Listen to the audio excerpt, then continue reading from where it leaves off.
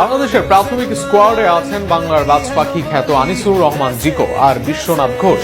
দীর্ঘদিনের অপেক্ষা মিটিয়ে আবারও সুস্থ হয়ে মাঠে নামতে পারেন বিশ্বনাথ। অন্যদিকে আবারও গোলবারের দায়িত্ব নিতে দেখা যেতে পারে আনিসুর রহমান জিকোকে। আরও থাকছে প্রতিবেদন। কিছুদিন পরে অনুষ্ঠিত হতে যাওয়া সিঙ্গাপুর ও ভিয়েতনামের বিপক্ষে ফিফা উইন্ডোর প্রীতি ম্যাচকে সামনে রেখে শক্তিশালী প্রাথমিক স্কোয়াড তৈরি করেছে বাংলাদেশ ফুটবল ফেডারেশন। দীর্ঘ প্রতীক্ষার অবসান ঘটিয়ে এই স্কোয়াডে ফিরেছেন দেশের ফুটবলের অতন্দ্র প্রহরী বা বাংলার বাজ পাখি খ্যাত গোলরক্ষক আনিসুর রহমান জিকো এবং রক্ষণের ভরসা বিশ্বনাথ ঘোষ। তাদের প্রত্যাবর্তনে বাংলাদেশ শিবিরের স্বস্তির পাশাপাশি বাড়তি উন্মাদনা ছড়িয়ে পড়েছে ফুটবল ভক্তদের মাঝে। শৃঙ্খলা ভঙ্গ ও অফ ফর্মের কারণে দীর্ঘদিন জাতীয় দলের রাডারের বাইরে ছিলেন কিংসের এই দুই তারকা। তবে ঘরোয়া লিগে সাম্প্রতিক দুর্দান্ত পারফরমেন্স কোচ হাবিয়ের কাবরেরার নজর কাটতে বাধ্য করেছে। জিকোর গোলপোস্টের নিচে সেই ক্ষিপ্রতা এবং বিশ্বনাথের শারীরিক ফুটবল ও ট্যাকলিং এর সামর্থ্য ডিফেন্সের লাল সবুজের শক্তি বহুগুণ বাড়িয়ে দেবে। অভিজ্ঞ এই দুই